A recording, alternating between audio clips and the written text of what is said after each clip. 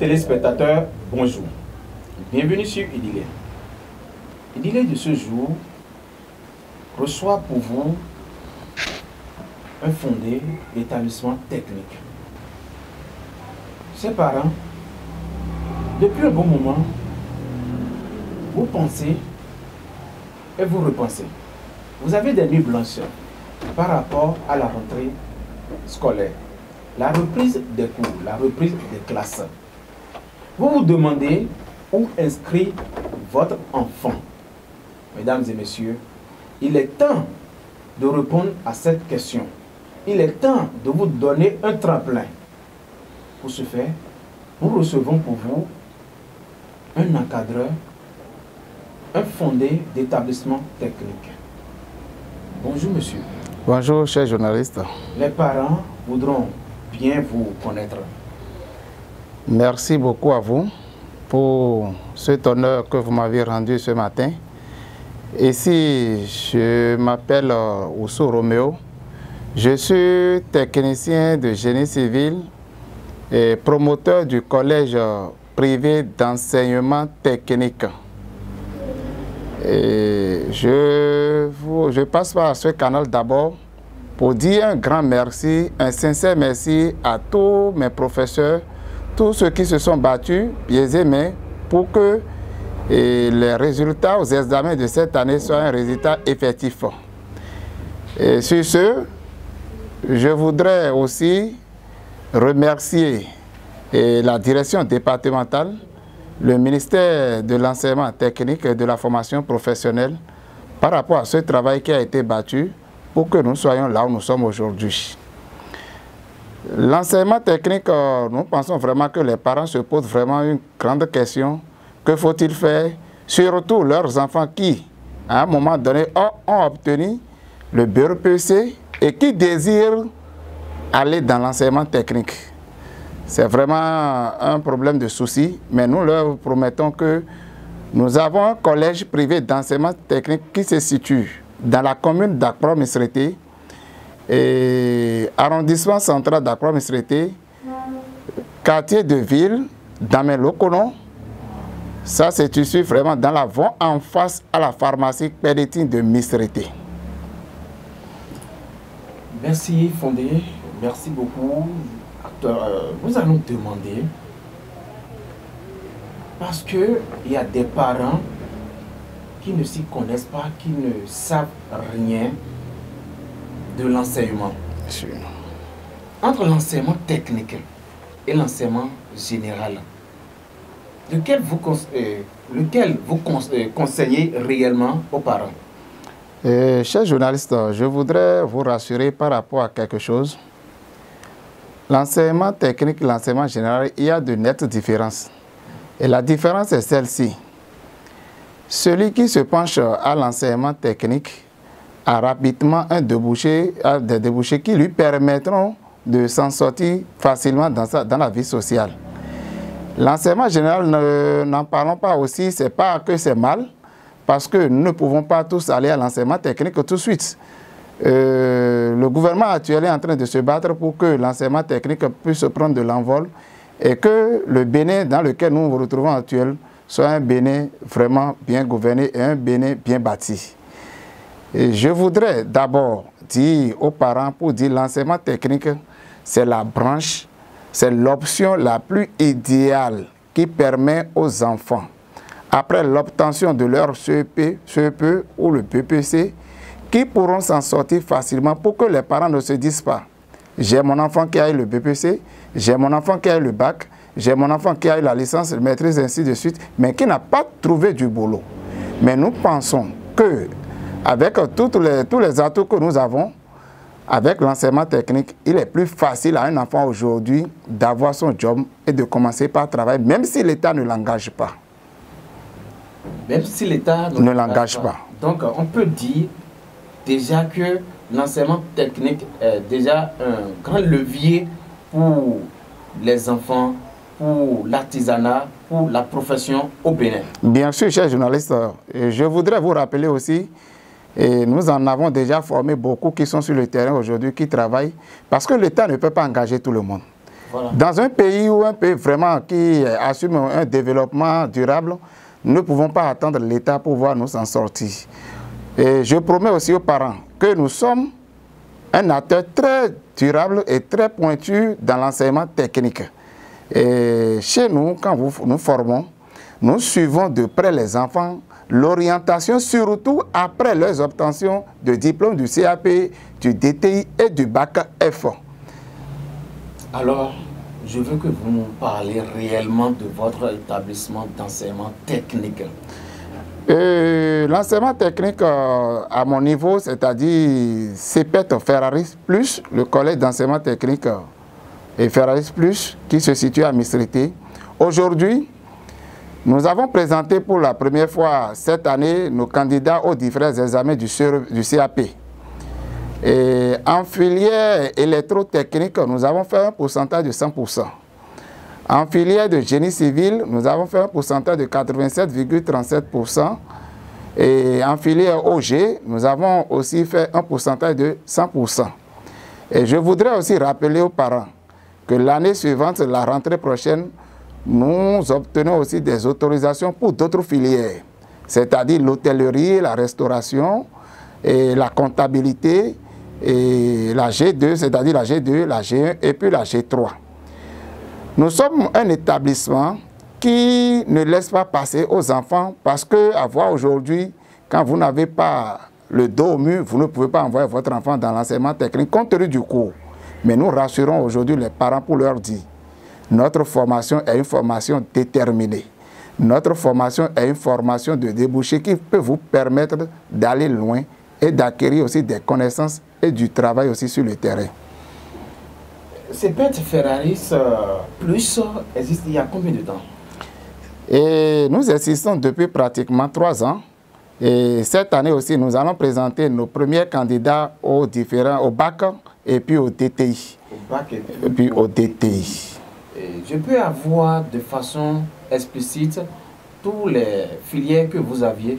Nous avons actuellement l'électrotechnique, c'est-à-dire la F3, qui concerne l'électricité, et froid et climatisation. Nous avons la F4, génie civil. Nous avons le bâtiment travaux publics BTP. Nous avons l'hôtellerie, restauration HR. Nous avons l'opérateur géomètre OG. Et je suis en train de vous promettre que cette année, nous allons en faire de plus pour avoir assez de filières. Nous avons aussi la G1, la G2 et puis la G3 que l'État est en train de nous accorder pour la rentrée prochaine. Pour la rentrée prochaine, vous aurez la G1, la G2 et la G3. Dites-moi, étant donné que vous êtes un établissement professionnel et technique, comment se passent les travaux pratiques à votre niveau?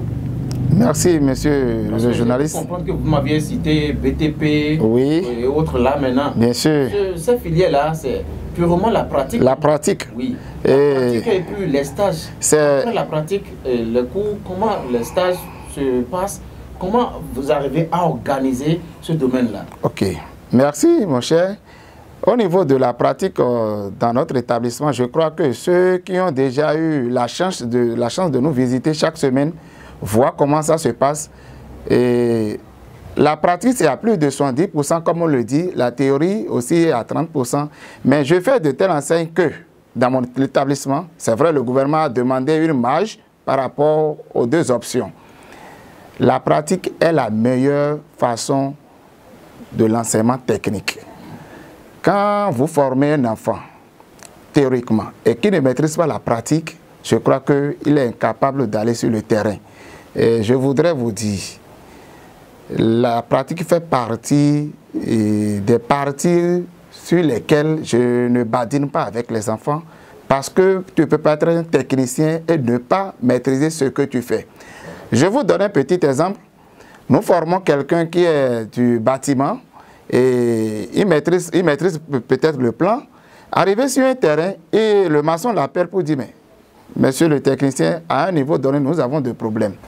Le mur qui est ici, ne comprenons pas comment nous allons le faire, mais il est obligé de tenir lui-même la truelle, ses instruments, et de faire le travail devant le maçon pour lui montrer comment ça se fait. Et non donner rien que des instructions. Non, je ne badine pas sur ça. Nous allons par exemple au niveau de l'électricité. Il est là et il donne des instructions. On lui dit, mais nous avons un court-circuit quelque part. Il dit, non, allez regarder cet endroit, vérifier cette file. C'est pas ça. Il se met à l'œuvre d'abord et il nous dit, ah, monsieur, c'est ça, c'est ci, c'est ça. Ça veut dire que je forme des enfants qui se mettent aussi à la pratique que aussi à la théorie. Parce que on constate sur le terrain où ces enfants finissent leur formation, et ils sont là, peut-être on les envoie en stage, et il faut comprendre que c'est en stage que le gros lot du travail se produit, se fait, ce qui n'est pas en réalité normal, parce que je suis admis dans un établissement technique. Bien sûr. Je dis bien, la pratique réellement, je dois la voir normalement. Et si déjà, chez vous, on peut déjà voir la pratique réellement, mesdames et messieurs, chers parents, pourquoi ne pas opter pour l'établissement Ferraris plus? Pourquoi? Parce que là où se retrouve déjà la pratique à 70%, et la théorie à 30%, où l'enfant, votre enfant, déjà, à la fin, peut déjà aller à un stage pratique et aussi intervenir de façon pratique dans les interventions. Je crois que c'est ce que vous voudriez, chers parents. Ferraris plus. Monsieur le fondé, je vais vous demander de nous donner. On a déjà parlé des taux de réussite, non? Bien sûr. On a déjà parlé des taux de réussite. Oui. Et de nous donner, de dire aux parents ce matin quel gage ils ont réellement à inscrire leurs enfants chez vous. On est d'accord. Et en matière de cours, comment s'y prendre? Ok. Et chers journalistes, je vous remercie. D'abord, je voudrais vous dire, l'enfant qui commence à fréquenter chez nous a la possibilité d'aller en stage pendant les vacances. J'exige ça là parce qu'à la reprise, quand tu n'as pas une attestation de stage, ça te fait des points en moins en pratique d'abord. Donc c'est la première des choses, même quand tu n'en trouves même pas, nous on a la possibilité de vous envoyer en stage. Même après votre formation, ça peut arriver que vous nous dites, je m'arrête au niveau du CAP, je ne continue pas. Nous allons essayer de vous chercher des débouchés, des chantiers, des entreprises avec lesquelles nous sommes en partenariat. Après votre DTI aussi, nous sommes aussi en partenariat avec des entreprises, des sociétés. Dans ces sociétés-là, nous leur demandons, voilà, nous avons tel élève qui veut commencer déjà par travailler avec vous. Et nous avons cette possibilité que nous offrons aussi aux parents et aux élèves. Donc, je voudrais vous dire, en particulier chez nous, à CEPET Ferraris, l'avenir de vos enfants est garanti. La sortie de vos enfants en matière de domaine technique est garantie. Et je leur promets, il n'y a pas de cadeau à faire au niveau de l'enseignement technique, au niveau de l'école CEPET Ferraris. Nous vous promettons la réussite totale.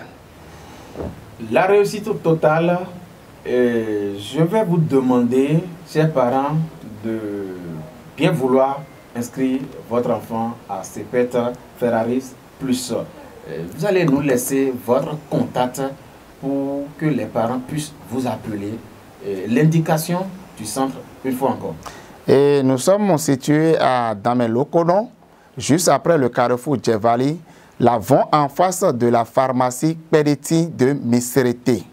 Contact 97 15 60 31. WhatsApp le 66 05 32 14. Je répète 97 15 60 31. WhatsApp le 66 05 32. 66 05 32 14. Oui. C'est bon, c'est bien. Oui, c'est bien. D'accord. Mesdames et messieurs, merci. C'était Idilé. On a reçu pour vous le fondé d'établissement, le fondé de CEPET Ferraris plus pour l'enseignement technique. L'enseignement technique qui donne maintenant au Bénin et qui permet à votre enfant de s'auto-emploi. Oui, je vais le dire comme ça, de s'auto-emploi et d'être à un moment T libéral. Courez vite à CEPET Ferraris plus, inscrivez vos apprenants, vos enfants pour que, à un moment T, vous soyez libre dans le cœur. Que ces enfants puissent assumer réellement la relève que vous voulez. Le rideau se ferme. Merci et à bientôt.